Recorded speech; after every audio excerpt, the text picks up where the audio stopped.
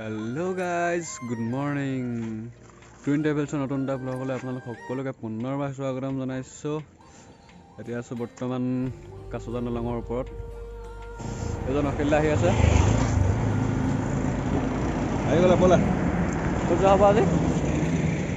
আজি গৈ আছোঁ এতিয়া নেঘেৰিটিং যাম আজি। নেঘেৰিটিং মন্দিৰ গৈ আছোঁ আজি, আৰু তাৰ লগত আৰু বহুত জেগাত গৈ আছোঁ। তাৰপিছত এতিয়া মন্দিৰত আহি তিতাবৰ ৰখি আছে, আমি গৈ থাকোঁ। মন্দিৰলৈকে আমাৰ ওচৰত ব'লা, গৈ থাকোঁ। আজি বহুত জেগা দেখাবলৈ আছে, নহ'লে দেৰি হৈ যাব। ব'লা তেতিয়াহ'লে।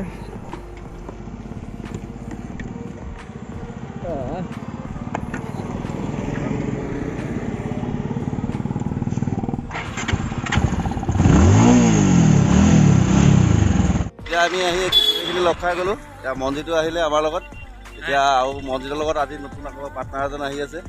ত' আমি বাঢ়ি গৈ আছে আমাৰ টিমটো ন। এতিয়া এয়া ৰাজেশ। ত' নমস্কাৰ। আজি অলপ দূৰণি প্ৰগ্ৰেম আছে, ত' আমি চাওঁ যিমান দূৰ পাওঁ। আজি আপোনালোকক আজি আৰু বহুত বেছি দেখাম বুলি ভাবি আছোঁ, কি হয় নাজানো আৰু।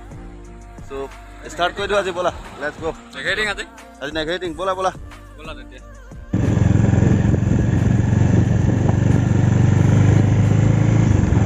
এতিয়া আমি বৰ্তমান পাই গ'লোহি মেলামাটি তিনিআলি। ইয়াৰ পৰা আমি ৰাইট চাইডে যাম তেলীয়াপতি হৈ যাব লাগিব। ত' মেলামাটি তিনিআলি, ত' গোয়িং টু ৰাইট চাইড।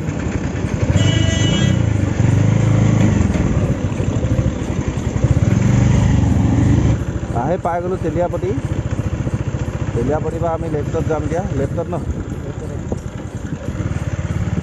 যাম।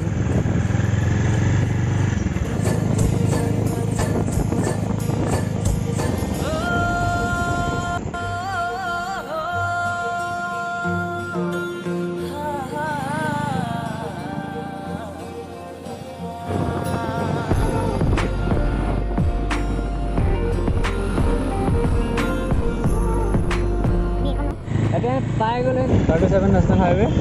ইয়াৰ ৰাইট চাইড ন? অঁ, হাইৱে পৰা এতিয়া ৰাইট চাইড ল'ব লাগিব। ৰাইট চাইড ভালকৈ দেখিছা কেনেকৈ গাড়ী ওলাইছে। হাইৱে অলপ হেৰিটো লাগে আৰু আজিকালি উল্টা পুল্টা চলাই দিয়ে ন। এতিয়া হাইৱে ফুল। এতিয়া আমি হাইৱেত উঠি গ'লোঁ। শ্ল' ড্ৰাইভ লং ড্ৰাইভ। আমি হাইৱেত আহি গ'লোঁ। হাইৱেৰ পৰা আমি যাব লাগিব ঠিক আমি এতিয়া প্ৰথম নেঘেৰিটিং চাৰিআলিলৈ যাব লাগিব। চাৰিআলিলৈ তিনিআলি গৈছিল। নেঘেৰিটিং তিনিআলি গৈ লেফ্ট ছাইডে সোমাব লাগিব। এইখন চক, এইখনে এতিয়া প্ৰশিক্ষণ কেন্দ্ৰৰ মেইন গেট হ'ব। এখন বনাই আছে বৰ্তমান, বনাই হৈ গ'ল এখন। নতুন পুলিচত পোৱা ল'ৰাকেইটাই ডিউটি দি আছে পূৰা। অঁ, নতুনকৈ এতিয়া চাকৰি পোৱাখিনি ডিউটি দি আছে। দুটা এতিয়া চকী বহি আছে। সিহঁতৰ ট্ৰেইনিং চলি আছে বৰ্তমান।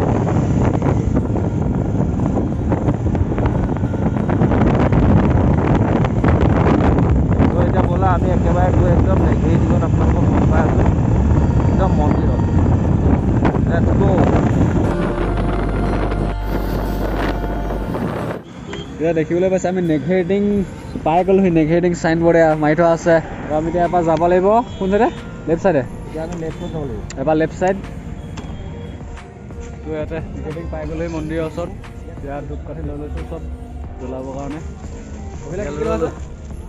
এতিয়া বান্দৰক দিবলৈ ল'লোঁ। প্ৰসাদ ন? এতিয়া পাই গ'লোহি আমি নেঘেৰিটিঙৰ মেইন চিৰি। এতিয়া আমি নেঘেৰিটিঙৰ একদম মন্দিৰৰ ওপৰ পাইছোঁহি। চিৰিয়েদি আহি আছোঁ। ইয়াত চিৰি 75টামান চিৰি আছে। তুমি বুজা নাই। যদি তুমি আকৌ কল দিয়া নহয়, গোটেইখিনি গাই চাই আহি পৰিব। এতিয়া আমি আহি আছোঁ চিৰিয়েদি।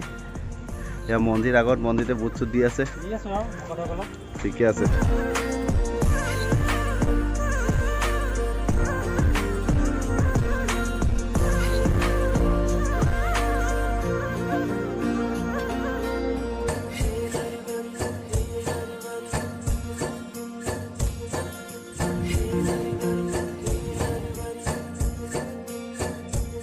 ব'লা, আমি এতিয়া গৈ থাকোঁ ভিতৰলৈ।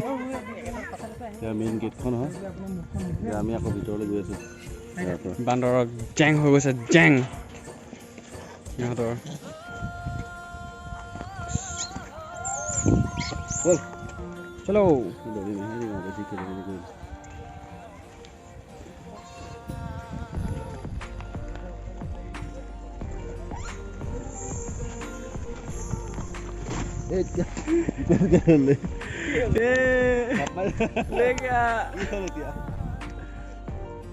দুইজনে পলিথিনৰ পৰা লৈ গ'ল মাল কিন্তু কামুৰিলে নেকি চবকে দিম বুলি ভিতৰত লৈ আহিছিল থপিয়াই লৈ গ'ল পলিথিনটো গোটেইখিনি একেলগে খাবলৈ লৈ গ'লে মছজিদততো সাঁতুৰি দিলে হাতত চাওঁ হাতখন চাওঁ ব'লা দীঘল হ'ল দিলে আৰু আশীৰ্বাদ বুলি ধৰি লোৱা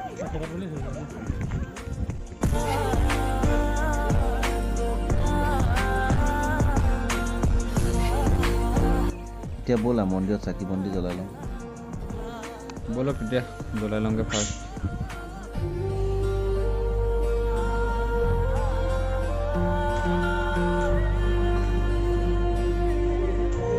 ৰাজেশে চাকি বন্তি জ্বলাই লৈছে এতিয়া ব'লক আমি মন্দিৰৰ ভিতৰত গৈ দৃশ্য দেখোঁ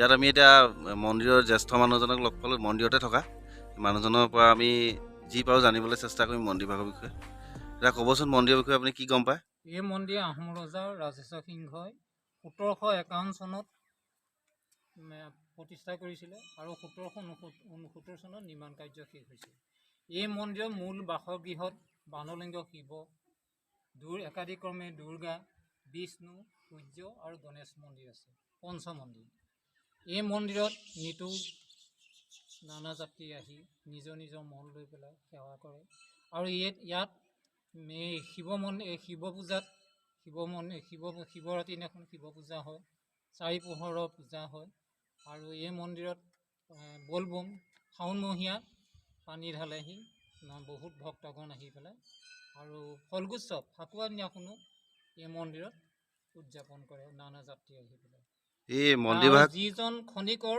এই মন্দিৰ নিৰ্মাণ কাৰ্য যিজনে বনাইছিল সেই খনিকৰজনৰ নাম ঘনশ্যাম খনিকৰ এই মন্দিৰভাগ এই নেঘেৰিটিং জেগাটুকুৰাত যে আছে ইয়াৰ বোলে কিবা এটা মহত্ব আছে গম পায় নেকি নেঘেৰিটিং শিৱ মন্দিৰ মানে ইয়াত আগতে কিবা নেঘেৰি চৰাই আছিলে বুলি নেঘেৰি চৰাই আছিলে বুলিও জনাজাত হয় আৰু ইয়াত তাৰমানে ইয়াৰ ওচৰতে এখন নদগাঁও আছে নদগাঁৱৰ তেওঁলোকে নেঘেৰি খোপা বান্ধি নৰ্তকী নাচিছিল সেইটোও জনাজাত নেঘেৰি চৰাই আছিলে বুলিও জনাজাত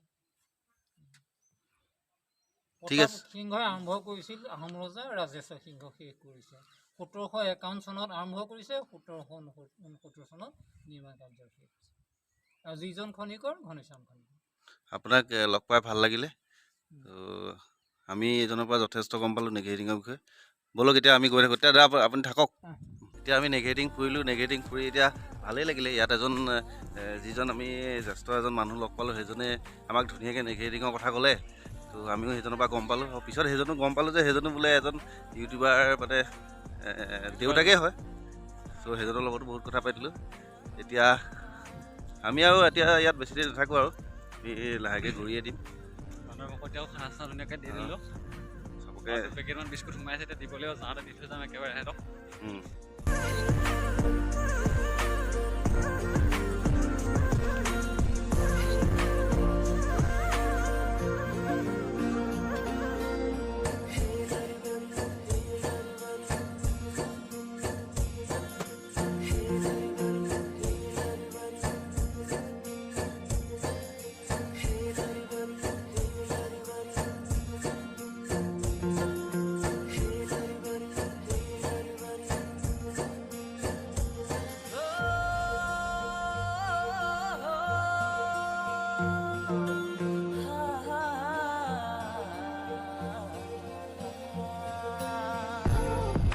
নেঘেৰিটিং মন্দিৰত চব ধুনীয়াকৈ হৈ গ'ল চাকি তাকি জ্বলাই মেলি আমি আগবাঢ়ি ওলাইছোঁ টাইম হৈ গ'ল যথেষ্ট এতিয়া আমি ইয়াৰ ওচৰতে আছে চিকাৰীঘাট পিকনিক স্পট এটা আছে ওচৰতে, বেছি দূৰ নহয় ইয়াৰ পৰা। আমি তালৈ যাম বুলি ভাবি আছোঁ। ইয়াৰ পিছত ব'লক আমি যদি এতিয়া পাই সময় হয় আমি চিকাৰীঘাট গৈ চিকাৰীঘাটত কি মানে এতিয়া পিকনিকৰ ছিজনটো, গতিকে আমি যিমান পাৰোঁ দেখাই যাম পিকনিক খাবলৈ আপোনালোকে আহিব পাৰিব চিকাৰীঘাটত নে কি কয়? ভাল লাগিব, বহুত ধুনীয়া সুন্দৰ প্লেচ বুলি শুনিছোঁ। মই জনাই বাৰু বিচাৰোঁ আজি, গতিকে আমি গৈ চাওঁ আজি কেনেকুৱা লাগে। তো আজি মন্দিৰৰ পৰা আমি ইমানতে ওলাই যাম আৰু এতিয়া আমি মন্দিৰলৈ ওলাই আহি আছোঁ।